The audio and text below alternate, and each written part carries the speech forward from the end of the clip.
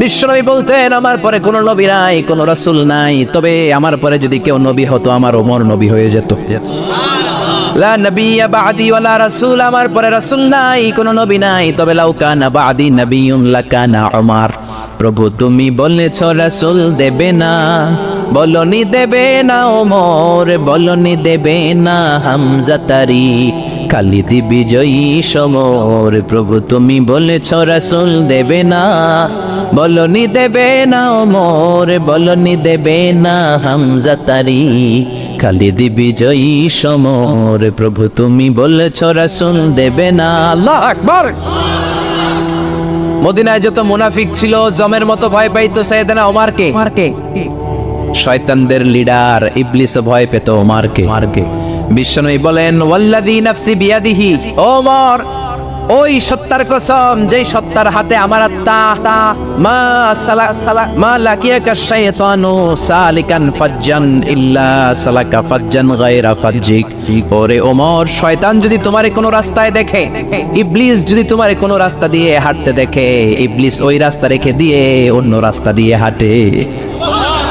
ইবলিসও সাইয়েদনা ওমর ফারুককে দেখলে, এই রাস্তা দিয়ে দেখলে ওর বাপের কি জীবনে এই রাস্তা দিয়ে হাঁটবেন, এই রাস্তা থুইয়া ও আরেক রাস্তা ধরবে, চিল্লায় পড়েন আল্লাহু আকবার। কাফেররা ভয় পেত, মুনাফিকরা ভয় পেত, শয়তান ভয় পেত, এমনকি বিশ্বনবীর বিবিরাও ভয় পেত। সুবহানাল্লাহ পড়েন। বিশ্বনবীর বিবিরা বিশ্বনবীরে ধরলেন, আমার এইটা কিনা দেন, ওইটা দেন। বিশ্বনবীর কয় টাকা নাই, ক্ষমতা নাই, সামর্থ্য নাই, বেশি কথা কইলে তালাক নিয়ে যাও, তোমাদের চেয়েও সুন্দরী অনেক সতী সাধবী নারী আল্লাহ ব্যবস্থা করে দিবে। বিবিরা মাঝে মাঝে খুনসুটি করতো, নবীরে ধরতো, এটা নাই ওইটা নেই, এটা দেন। একবার সব বিবিরা টাইট করে ধরছে, ও নবী আয়েশার ঘরে যেদিন থাকেন সাহাবারা বেশি হাদিয়া পাঠায় কেন, আমাদের ঘরে যেদিন থাকেন পাঠায় না কেন? কালকে জুমার নামাজের পরে ঘোষণা দিবেন সবার ঘরে সমান সমান হাদিয়া। নবী কয় আমি হাইতান্ন। ও মিয়া, কে হাদিয়া দিবে, কটুক দিবে, এটা কি ইমাম সাহেবের কাজ? ইমাম সাহেবের বাসায় কে কোন দিন কি খাওয়াবে, কি গিফট দিবে, এটা তো কে যে গিফট দিবে তার ব্যাপার। বিশ্বনবী বললেন আবু বকরকে সবাই ভালোবাসে, তাই আবু বকরের মেয়ের ঘরে যেদিন আমার ডেট পরে থাকার সময় ওই দিন হয়তো বেশি হাদিয়া পাঠায়, তোমাদের ঘরে পাঠায় না, আমার বলার কোনো সুযোগ। বিবিরা কয় না আপনারে বলতেই হবে। নবী কয় আমি পারবো না। বিবিরা কয় পারবেন। ইন দ্য মিন টাইম দরজার উপর থেকে কে যেন সালাম দিল, আসসালামু আলাইকুম ওয়া রাহমাতুল্লাহ। বিশ্বনবী বললেন ওয়া আলাইকুম আসসালাম। বিশ্বনবী বুঝতে পারলেন সালামটা আমার ওমরের সালাম। বিশ্বনবী সালামের উত্তর দিয়ে বিবিদের দিকে তাকায় দেখে একটা বিবি ওর সামনে নাই, সব উদাও, ভ্যানিশ হয়ে গেছে। ওমর সুবহানাল্লাহ পড়বেন না? এই জন্য ওমরকে শয়তানও ভয় পেত। আমাদের বাচ্চাদেরকে, আমার মেয়ে একটা মাত্র মেয়ে, খাইতে চায় না, শুধু আমার মেয়ে না, অধিকাংশ বাচ্চাদের এই অবস্থা। ওর আম্মু এদিক দিয়ে খাওয়ায়, আবার দৌড় দেয়, আবার আমি খাওয়াই, আবার কান্নাকাটি করে, বলে গল্প শোনাও, তাইলে খাবো। এখন গল্প শোনাইলেও খায় না। বর্তমান সময়ের ছেলে মেয়েগুলো এরকম, এত জ্বালাতন করে, খেতে চায় না তো বলতে হয় বাঘ আসবে, বাঘ, সিংহ আসবে, সিংহ মামা আসবে, ঘুমাও, এগুলো আমরা বলি না? বড় দোষী এটা তারা কি বলেন, বাচ্চা যদি না ঘুমায় না খাইতে চায় এগুলোই তো বলে। বাঘ আসবে, বিড়াল আসবে। মদিনাতে ওমরে ফারুক যখন খলিফা, মদিনার কোনো বাচ্চারা যদি না খেতে চাইতো, না ঘুমাইতে চাইতো, মদিনার মায়েরা বলতো তাড়াতাড়ি ঘুমাও, ওই যে ওমর আসতেছে, ওমর। আল্লাহু আকবার। কি শাসক ছিলেন সাইয়েদনা ওমর। সবাই সমান, ওনার বিধান, ওনার রীতি সবার জন্য সমান। মদ খাওয়ার অপরাধে নিজের কলিজার টুকরা ছেলে আবু শাহমাকে 80টা বেত মেরেছে। হাদিসটা দাঈফ, তবে শিক্ষা আছে আমাদের জন্য। 80টা বেত মেরেছে। এক রাতে পাওয়া যায় বেত মেরে ছেলেটাকে আহত করে ফেলেছে, আর এক রাতে পাওয়া যায় পিটাতে ছেলেটাকে দুনিয়া থেকে শেষ করে ফেলেছে। ছেলের মুখে গন্ধ পেয়েছে, আর শারিবতা খামরান, কিরে মদ খাইছস? না বাবা, শারিবতু নাবিজ, আমি নাবিজ খেয়েছি। নাবিজ খাওয়া যায়। নাবিজ হচ্ছে রাতের বেলা আরবরা দুধের মধ্যে শক্ত খুরমা ছেড়ে দেয়। 1 কেজি দুধের মধ্যে 10টা শক্ত খুরমা ছেড়ে দিলে সকালবেলা দুধের কালারটা সাদা থাকে না, শক্ত খুরমার রস টেনে ওটা লাল হয়ে যায়, খেতে বড় মজা। এটাকে বলে নাবিজ। কিন্তু সকালেই খেতে হবে। ওইটারে যদি 3 দিন জমায়ে রাখেন, 4 দিন জমায়ে রাখেন, ওইটাও গাঞ্জা হয়ে যাবে, ওইটাও তারি হয়ে যায়, মদ হয়ে যায়। সাইয়েদনা ওমরের ছেলে এই কাজ করেছেন, একটু তারির স্বাদ নেয়ার জন্য 4 দিন রেখে দিয়েছে।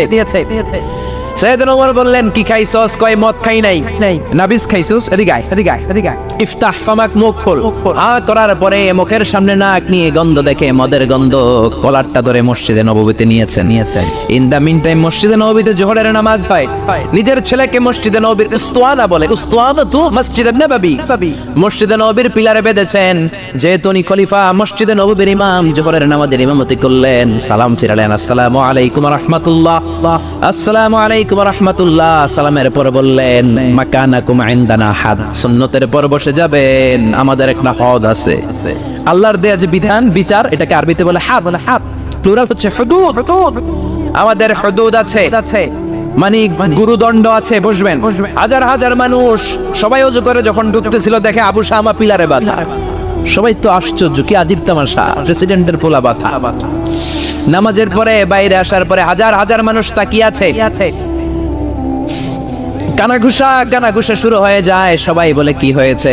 ওমর কয় আমার টানাটানি করা যাবে না। এই যে থামেন, এখন টানলে কি হবে? আমি জানি খুব বিশৃঙ্খলা হবে। দাঁড়াই শুনলে ডবল সওয়াব। আমি চলে গেলে এরপর আপনারা টানাটানি করে ঢুকেন। কথা শুনতেছেন তো? মনোযোগ আছে? লোকদের মধ্যে কানাঘুষা। প্রেসিডেন্টের ছেলে, কেউ কয় ওমর মনে হয় মারবে না, যেহেতু নিজের ছেলে তো একটু ধমকি দিয়ে ছেলে দিয়ে। কেউ বলা হয় না, ওমর তো এত সহজ মানুষ না, মদের বিচার তো 80টা বেদ, মনে হয় 40টা মারবে। কেউ কয় না 80টাই মারবে। ওমর চেয়ারে বসে জল্লাদরে ডাকলেন, বললেন ইবদা বিসমিল্লাহ, নে চাবুক শুরু কর। বাইতুল মাল থেকে শক্ত সাইজের একটা চাবুক আনবি। জল্লাদ চাবুক এনে দাঁড়ালেন। ওমর বললেন ইবদা বিসমিল্লাহ, শুরু কর। জল্লাদ মারতে শুরু করেছে। ওয়াহিদ, ইতনাইন, তালাতা, 3টা মারার পরে এক থাপ্পড় মেরে জল্লাদকে 3 হাত দূরে ফেলে দিলেন। ধমক দিয়ে বললেন তুই চাবুক মারস নাকি চাকরি বাঁচাস? আসলে জল্লাদ কিন্তু আসতে পারে নাই, দেহের যত জোর ছিল জোর দিয়ে মেরেছে, কিন্তু ওমরের পছন্দ হয় নাই। ওমর বলে ইনদাকা তালাতা ইনদি ওয়াহিদ, তোর হিসাবে চাবুক মারা হয়েছে 3টা, আমি ওমরের হিসাবে মাইর হয়েছে একটা। চাবুক আমার হাতে দে, আমি 2 নাম্বার থেকে শুরু করি। ওমরে ফারুক 2 নাম্বার শুরু করলেন। 2, 3, এক একটা চাবুক মারে ছুপ করে চামড়া ছিলে, রক্তগুলো মসজিদে নববীর বারান্দার পিলারের মধ্যে লাগে। ওমরের চেয়ে শক্তিশালী দ্বিতীয় কোনো পুরুষ মদিনার জমিনে ছিল নাকি? ওমরের হাতের মাইর। ছেলেটা চিৎকার দিয়ে বলে বাবা, ও আব্বা, আর মদ খাবো না, ছেড়ে দেন, আর খাবো না। মদ তো আমি খাই নাই, আমি খেয়েছি নাবিজ, 3-4 দিন রাখার কারণে একটু মাতলামি হয়েছে আমার। আব্বা এবারের জন্য ছেড়ে দেন, আর খাবো না। ওমরের কঠোর হৃদয়ে কোনো দয়া মায়া আসনা, মারতে লাগলেন। এবার আবু শাহামার মা ওমরের বউ ওমরের পায়ে পড়ে ডেকে বলে ওমর, আমার কলিজার টুকরা ছেলেটারে মারিস না। 30টা বাড়ি মারা হয়েছে, আর বাকি 50টা বাড়ির জন্য এক একটা চাবুকের বিনিময়ে আমি এক একটা ওট আল্লাহর রাস্তায় সদকা করব রে ওমর। সাইয়েদনা ওমর বলে এর নিয়ে যাও। আবু শাহামার মা ওট দিয়ে আল্লাহর জাইন চাবুকের বাড়ি থেকে একটা বাড়িও কমানো যাবে না, 80টা বাড়ি দেয়া পর্যন্ত পৃথিবীর কোন শক্তি আবু শাহামারে আমার হাত থেকে ছুটাতে পারবে না। আবু শাহামার মা কাঁদতে লাগলো। ওমরের মনে দয়া মায়া হয় না। 40টা বাড়ি মারার পরে ছেলে বেহুশ, 50টা মারার পরে আবু শাহামা দুনিয়া থেকে শেষ। সবাই নিস্তব্ধ নীরবতা, পিন ড্রপ সাইলেন্স, পিনপতন নীরবতা। রাগে তখনও গড়গড় করছে ওমর। সাইয়েদনা ওমর বললেন গোসল দে, জানাজা দে, কবর দেওয়ার পরে ওই কবরের উপর 51 নাম্বার থেকে মারা শুরু করলেন। 52, 53, 60টা, 70টা, 80টা চাবুকের বাড়ি কবরের মধ্যে বিশাল বড় বাড়ি মেরে আঘাত করে আল্লাহরে ডেকে বললেন আল্লাহ, আমার ছেলে হওয়ার কারণে, প্রেসিডেন্টের ছেলে হওয়ার কারণে আমি পার্সিয়ালিটি করি নাই, একটা চাবুকের বাড়িও কম দেই নাই। কিয়ামতের দিন তুমি আমার জালিমদের কাতারে দাঁড় করাতে পারবা না। আল্লাহু আকবার। ওই ওমরের শাসন যদি দেশে থাকতো, দেশটারে মদিনা বানাইতো কে? এখন রিকশাওয়ালার পোলার জন্য এক নিয়ম, প্রধানমন্ত্রীর পোলার জন্য আরেক নিয়ম, কুলিওয়ালা ঠেলাওয়ালার জন্য এক নিয়ম, প্রেসিডেন্টের মেয়ের জন্য আরেক নিয়ম। জোরে বলেন ঠিক কিনা? সবার জন্য যদি এক নিয়ম হতো, চুরি করলে যদি হাত কাটা হতো, জিনা করলে যদি পাথর মেরে গর্দানটা উড়িয়ে দেয়া যেত, বাংলার জমিনে আর কোনো চোর আর জিনাখোর পাওয়া যেত না। চুরি করলে হাত কাটো কার আইন? তবে এটা কলা চোর, মুরগি চোর, ডাব চোর, আম চোর না। যেই চোরগুলো একটা কলমের সিগনেচারের খোঁচায় দেশের 1000 কোটি টাকা মেরে দেয়, ওই চোরদের হাত আগে কাটতে হবে, যেরকম ঠিক কিনা? এক কলমের খোঁচায় শেয়ার বাজার খাইয়া ফেলায়, হলমার্ক খাইয়া ফেলায়, দেশের টাকা সুইজারল্যান্ডে পাঠায়, ওই চোরগুলার হাত জোরে বলেন ঠিক কিনা? আল্লাহর দিন বাস্তবায়নে সবচেয়ে কঠোর সাহাবী ছিলেন ওমর। আবু বকর ছিলেন নরম, ওমরের মেজাজকে গরম বানাইছে কে? এই জন্য ইসলামের মধ্যে যেমনি সহনশীলতা আছে, আবার ইসলামের মধ্যে বিদ্রোহ আছে না নাই? ওই রকম একটা ওমরের দরকার, আমাদের বেশি চাই না, জোরে বলেন ঠিক কিনা? দাও খোদা দাও আমায় আবার ওমর দারাজ দিল, দাও খোদা দাও আমায় আবার ওমর দারাজ দিল, দাও আলীর মতো বীর সেনানি, আলীর মতো বীর সেনানি জাগাতে নিখিল, দাও খোদা দাও আমায় আবার ওমর দারাজ দিল। সুবহানাল্লাহ পড়েন। একটা ওমর লাগবে, চিল্লায় বলেন কয়টা? ওই ওমরের অপেক্ষায় বাংলাদেশ সহ গোটা মুসলিম উম্মাহ, ঠিক কি না? একটা ওমরে যথেষ্ট। আমাদের সেন্ট্রাল লিডারশিপ নাই তো, আমাদেরকে এদিকে লাথি মারলে আমরা ওইদিকে যাই, ওদিক থেকে কোথা মারলে আমরা এদিকে যাই। আমাদের রিপ্রেজেন্টেটিভ, আমাদের প্রতিনিধিত্ব করার মতো কোনো কেন্দ্রীয় লিডারশিপ নেতৃবৃন্দ গোটা বিশ্বে নাই, ঠিক কি না? আমরা সেই ওমরে ফারুকের অপেক্ষায়, আমরা সেই ইমাম আল মাহদির অপেক্ষায়। এই ওমরে ফারুক আমাদের মডেল, ঠিক কি না? থার্ড ইন পজিশন, এই পুরা উম্মতের মধ্যে ওনার পজিশন নাম্বার 3। 1 নম্বর পজিশন বিশ্বনবীর, কার? 2 নম্বর পজিশন কার?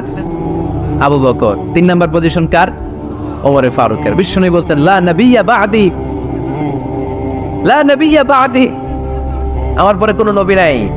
ওয়ালা রাসূলা, আমার পরে কোনো রাসূলও নাই। আমার নবীর পরে আর কোনো নবী আছে? আমার নবীর পরে আর কোনো রাসূল আছে? এই যে কাদিয়ানি যে একটা সম্প্রদায় আছে, এরা কি মুসলিম নাকি অমুসলিম? মুসলিম সম্প্রদায়ের সাথে এদের কোনো সম্পর্ক নাই, চিল্লা বলেন ঠিক কি না? এরা যদি মুসলমান হতে চায়, আমার নবী দ্য লাস্ট মেসেঞ্জার বিশ্বনবীকে খাতামুন নবী হিসেবে সংবাদ সম্মেলন করে গোটা বিশ্বকে জানাই দিতে হবে, তারপরে তাদেরকে আমরা মুসলিম হিসেবে স্বীকৃতি দিব, চিল্লা বলেন ঠিক কি না? তা না হলে তারা কোন ধর্মের এটাকে জানাই দিতে হবে। No inferiority complex, no identity crisis.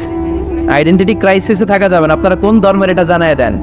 আপনারা বিশ্বনবীরও শেষ নবী মানবেন না, আবার মুসলিম বলেও নিজেদেরকে ট্যাগ লাগাতে চাইবেন। সাধারণ মুসলমানরা এটা এই ধোঁকাবাজি মানে না, চিল্লায় বলেন ঠিক কি না?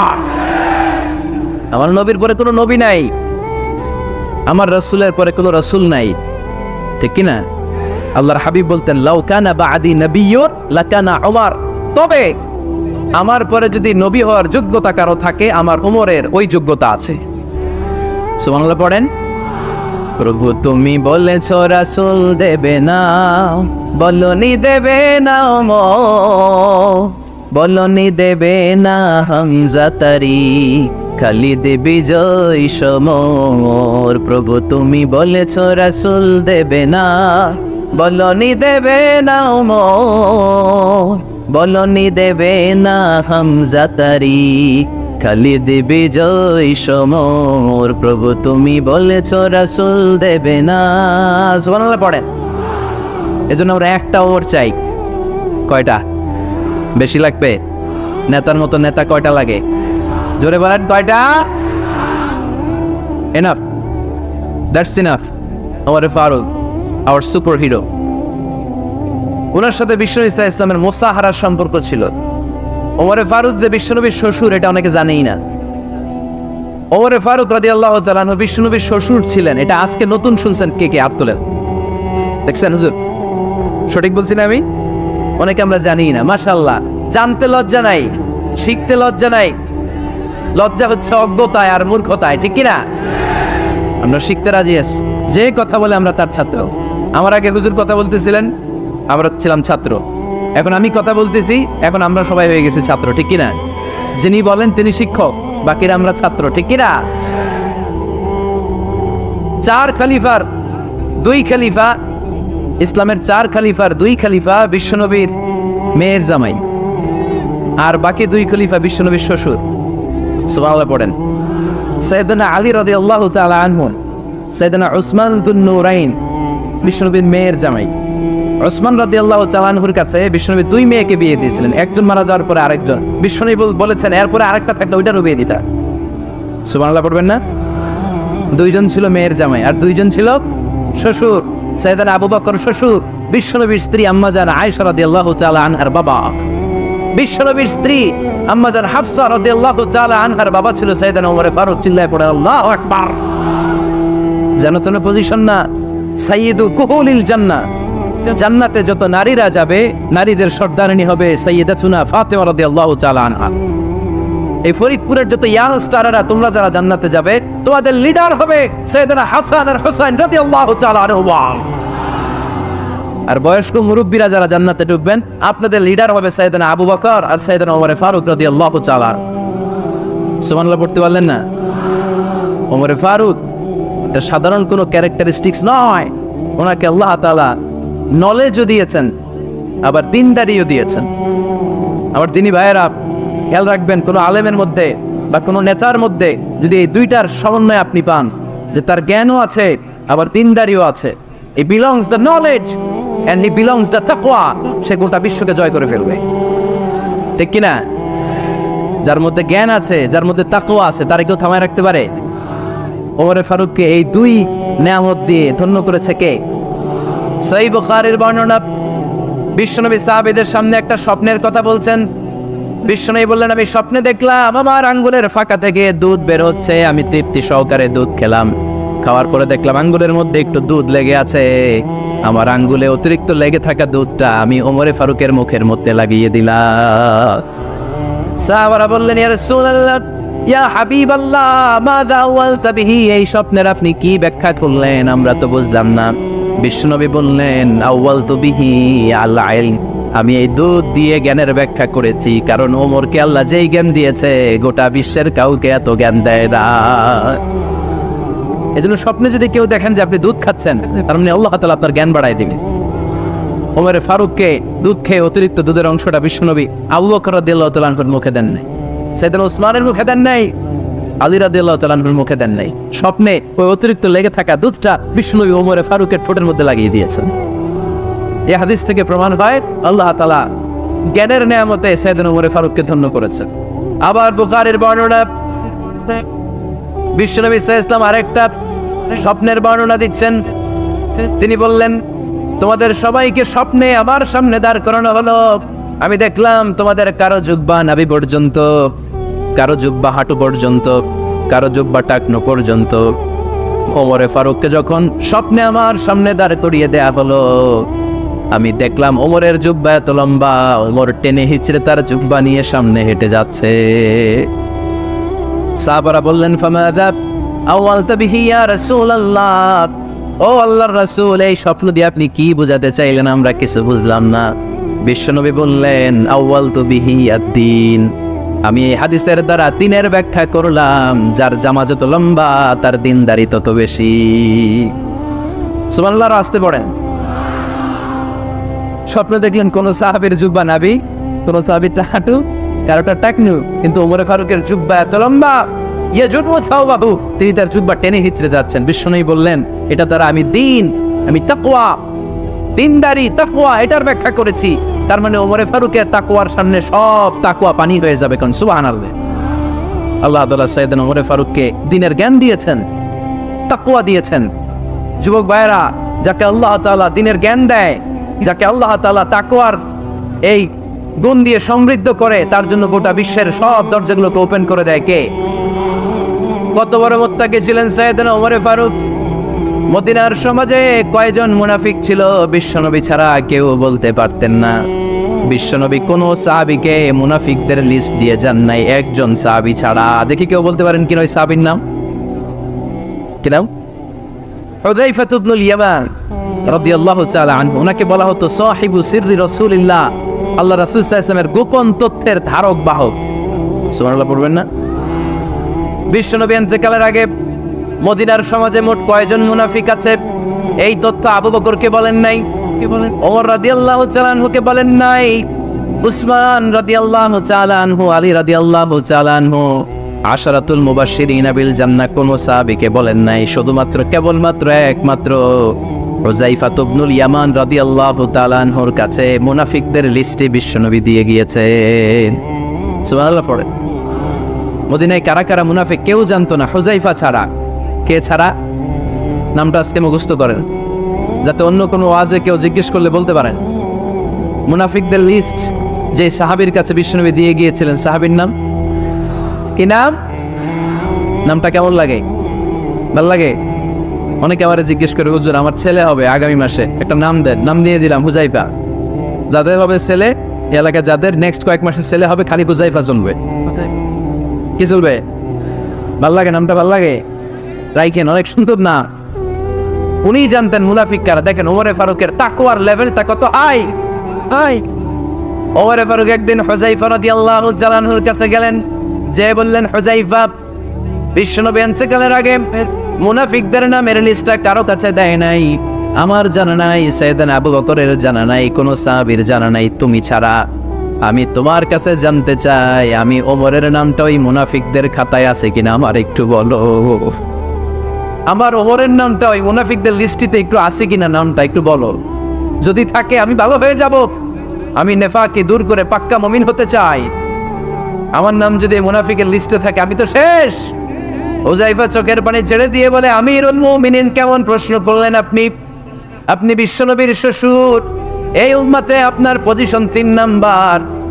আপনারে মুনাফিকরা ভয় পায়, শয়তান আপনারে ভয় পায়। আপনি জান্নাতে সব বয়স্ক লোকদেরকে নিয়ে জান্নাতের মধ্যে আগে আগে ঢুকবেন, কেমন করে মুনাফিকদের কাতারে আপনার নাম থাকতে পারে? ওমর সুবহানাল্লাহ পড়ে। কি বিনয়ী, কি তাকওয়া। হুযায়ফাকে যে ধরতেন, হুযায়ফা একটু বলো না আমার নামটা মুনাফিকদের লিস্টিতে আছে কিনা। ওমরে ফারুকের যদি এই টেনশন থাকে যে আমি মুনাফিক হয়ে গেলাম কিনা, আমাদের এই টেনশন থাকার দরকার আছে না নাই? হ্যাঁ, যেন সব সময় আল্লাহর কাছে দোয়া করতে হবে, আল্লাহ তুমি নেফাকি থেকে আমাদেরকে বাঁচাও। আরো জোরে পড়েন আমিন। ওমরে ফারুক রাদিয়াল্লাহু তাআলা আনহু আমাদের সুপার হিরো, আমাদের সবাই বলেন আমাদের। উনি কত বড় সুপার হিরো শুনেন। উনি জুমার খুতবা দিচ্ছেন। কি দিচ্ছেন? মসজিদে নববীতে। খুতবার মাঝখানে হঠাৎ বললেন, ইয়া সারিয়াতুল জাবাল, ইয়া সারিয়াত ইবনে জানিমিল জাবাল। এই কথা বলেই আবার খুতবা দিতে শুরু করলেন। ওনার এই ইয়া সারিয়াত ইবনে জানিমিল জাবালের সাথে আগের কথারও কোনো মিল নাই, পরের কথারও কোনো মিল নাই। জুমার নামাজের পর মুসল্লি সাহাবারা ধরলেন, বললেন, ইয়া আমিরাল মুমিনিন। খুতবার মাঝখানে হঠাৎ করে ইয়া সারিয়াত ইবনে জানিমিল জাবাল বলে আপনি চিৎকার করলেন কেন? আপনার এই বাক্যের সাথে আপনার খুতবার আগের বাক্যের কোনো মিল নাই, আপনার খুতবার পরের বাক্যেরও কোনো মিল নাই। এই কথা আপনি কারে বললেন? কারে উদ্দেশ্য করে বললেন? এই কথার তাৎপর্য কি আমাদেরকে বুঝিয়ে বলেন। ওমরে ফারুক বললেন, আমি যখন খুতবা দিচ্ছি আমি দেখতে পেলাম ওই যে কয়েক মাস আগে আমি আমার মুসলিম সেনাবাহিনী পারস্য আক্রমণের জন্য পাঠিয়েছি বর্তমান ইরানের ওই বিশাল এলাকাতে পারস্যে আমি আমার ব্যাটালিয়ন পাঠিয়েছি। আমি হঠাৎ করে দেখতে পেলাম আমার মুসলিম বাহিনীর সেনাপতি যুদ্ধের এক পর্যায়ে তার ডানে আছে উপত্যকা, বায়ে আছে পাহাড়, সে পাহাড়ি রাস্তা ছেড়ে দিয়ে উপত্যকার দিকে যেতে শুরু করেছে। আমি দেখতে পেলাম আবার মুসলিম বাহিনী যদি উপত্যকার দিকে ছুটে বেড়ায়, কাফির মুশরিকরা আমার মুসলিম বাহিনীকে কচুকাটা করে ফেলবে। তাই আমি এখান থেকে তাদেরকে কমান্ড দিয়ে বলেছি, ইয়া সারিয়াতাল জাবাল, উপত্যকার দিকে নয় পাহাড়ের দিকে যাও, তাহলেই তোমাদের বিজয় নিশ্চিত হয়ে যাবে। উপত্যকার দিকে যেও না, ইলাল জাবাল, ইলা সারিয়াতিল জাবাল, পাহাড়ের দিকে ছোট। সাহাবারা অবাক। ঘটনা কি? উনি বসে আছেন মদিনায় মসজিদে নববীর মিম্বারে দাঁড়িয়ে, উনি যদি ইয়া সারিয়াতাল জাবাল বলে, এটা কি ইরানে যাবে নাকি? ও মিয়া, তখনকার সময়ে বর্তমানের মতো মোবাইল ছিল নাকি? ইন্টারনেট ছিল নাকি? কিছু ছিল? খালি মুখে আমি যদি বলি ইয়া সারিয়াতাল জাবাল, এটা ইরানে যাবে? ইন্ডিয়ায় যাবে? ঢাকায় তো যাবেন, ফরিদপুর শহরেই তো বসবে না, ঠিক কিনা? কিন্তু এটা আমিরুল মুমিনিন বিশ্বাসী সাহাবারা বিশ্বাস করে নিল, কিছু মুনাফিক ছিল, এরা কয় না ঝামেলা আছে, এটা তো সম্ভব না, এক কাজ করি, এই সেনাপতি যখন বিজয়ী বেশে মদিনায় ফিরে আসবে আর আমরা ধরব। এরা দিন গুনতে লাগলো, এই সেনাপতি মুসলিম বাহিনী নিয়ে পারস্য জয় করে কবে ফিরে আসবে। এই মুনাফিকের দলগুলো কখনো সেনাবাহিনীকে অভ্যর্থনা জানাতে যেত না, কিন্তু এইবার সবার আগে মদিনার উপকণ্ঠে যে সেনাপতিদেরকে অভ্যর্থনা জানানোর জন্য ফুল নিয়ে রেডি, ফুল নিয়ে দাঁড়ায় আছে। সেনাপতি ঠুকার সাথে সাথে ধরছে, এই সেনাপতি কোত্থেকে আসছো? কয় পারস্য জয় করে আসছি। কয় এমন এমন দিন, জুমার দিন দুপুর বেলা যুদ্ধের মাঝখানে আমিরুল মুমিনিনের কণ্ঠের কোনো কথাবার্তা শুনছো নাকি? সেনাপতি অবাক, কয় তোমরা জানলা কেমনে? শুনছি তো। সুবহানাল্লাহ পড়বেন না? আমরা যুদ্ধে একটা ভয়ঙ্কর অবস্থার মধ্যে ছিলাম, পেছন থেকে শত্রু আমাদেরকে আক্রমণ করতে শুরু করে দিল। ডানে যাব না বায়ে যাব, সামনে যাব নাকি পেছনে যাব, রাস্তা খুঁজে পাচ্ছি না। ডান দিকে ছিল আমাদের উপত্যকার রাস্তা, বাঁ দিকে ছিল পাহাড়ি পথ। আমরা সোজা পথ হবে মনে করে উপত্যকার দিকে ছুটতে আরম্ভ করলাম। হঠাৎ করে আমিরুল মুমিনিনের কণ্ঠ বজ্র কণ্ঠে আমার কানের মধ্যে ভেসে আসলো। আমার মনে হলো আমিরুল মুমিনিন কেমন যেন আমাকে কমান্ড দিচ্ছেন আর বলছেন, ইয়া সারিয়াতাল জাবাল, ডান দিকে উপত্যকার পথে নয়, তাড়াতাড়ি পাহাড়ের দিকে সৈন্য বাহিনী নিয়ে উঠে যা। পাহাড়ের দিকে, ডানে না, this is wrong track and this is the right track. ওই দিন যদি ওমরে ফারুকের ওই গাইডলাইন, আমিরুল মুমিনিনের কমান্ড যদি আমি না শুনতাম, আজকে বিজয়ের বেশে ফিরতেও পারতাম না, আমাদের চেহারাও তোমরা দেখতে পেতে না। ওমরে ফারুকের ওই কমান্ড, ওই গাইডলাইন অদৃশ্য থেকে শোনার কারণে এই পারস্যের মধ্যে আমাদেরকে সেই যুদ্ধে বিজয় দান করেছে কে? দিস ইজ ওমরে ফারুক, দিস ইজ ওমরে ফারুক। বিশ্বনবী বলছেন, ওমর মা লাকিয়াকা শাইতানু সালিকান ফাজ্জান ইল্লা সালাকা ফাজ্জান গায়রা ফাজ্জিক। ওমর, শয়তান ইবলিস যদি তোমার কোনো রাস্তা দিয়ে হাঁটতে দেখে, শয়তান ওই রাস্তা রেখে দিয়ে অন্য রাস্তা দিয়ে হাঁটে। সুবহানাল্লাহ বাড়িতে যায় বললেন, কে বলতেছে? বিশ্বনবী। কার ব্যাপারে? কার ব্যাপারে? ওমরে ফারুকের ব্যাপারে। শয়তান যদি দেখে যে ওমরে ফারুক এই রাস্তা দিয়ে হাঁটতেছে, শয়তান ওই রাস্তা রেখে দিয়ে অন্য রাস্তা দিয়ে হাঁটে। সুবহানাল্লাহ পড়েন। রাত্রিবেলা আমরা আমাদের বাচ্চা ছেলে মেয়েদেরকে যখন খাওয়াই, বাচ্চারা খেতে চায় না, এরকম হয় আপনাদের ফরিদপুর এলাকায়? এই এলাকায় হয় নাকি?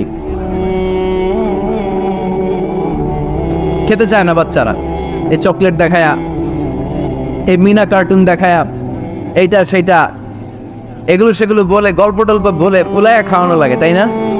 তারপরেও খায় না। আমারও ছোট মেয়ে আছে, খেতে চায় না, এইটা সেইটা এমনি সেমনি খাওয়ানো লাগে। তো শেষে না পেরে মা বাবা বলতে বাধ্য হয়, ওই যে ভূত আসতেছে, ভূত, তাড়াতাড়ি তাড়াতাড়ি খাও, তাহলে যে ভূত ধরবে তোমার। ওই যে বাঘ আসতেছে, বাঘ, তাড়াতাড়ি খাইলে তাহলে বাঘে কামড়াবে। বলি না আমরা? আপনারা কি বলেন? ভূত। আর কি বলেন?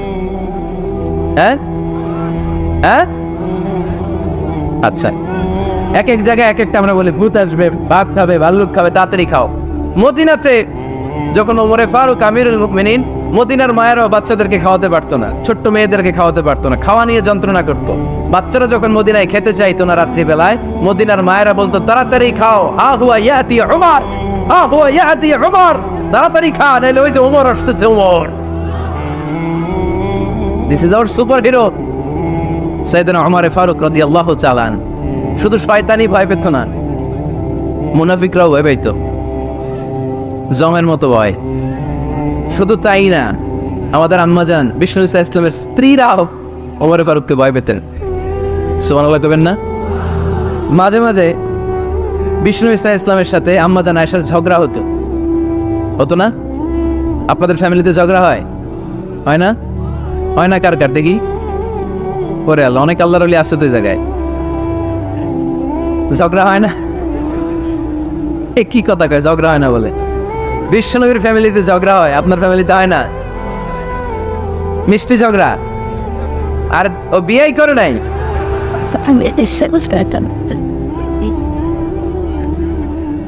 ঝগড়া তো হবেই।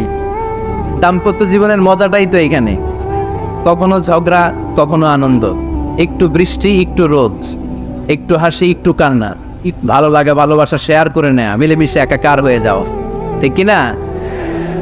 তো আল্লাহর হাবিব সাল্লাল্লাহু আলাইহি ওয়াসাল্লামের সাথে আম্মাজান আয়েশার ঝগড়া হতো। তো একদিন ঝগড়া হয়ে দুইজন রেগে আছে, খবরদার দুইজন রেগে থাকবেন না, আবার একজন রাখলে আরেকজন থেমে যাবেন, কারণ এই ছোট্ট ঝগড়া থেকে এটা অনেক সময় বিচ্ছেদের দিকে গড়ায়।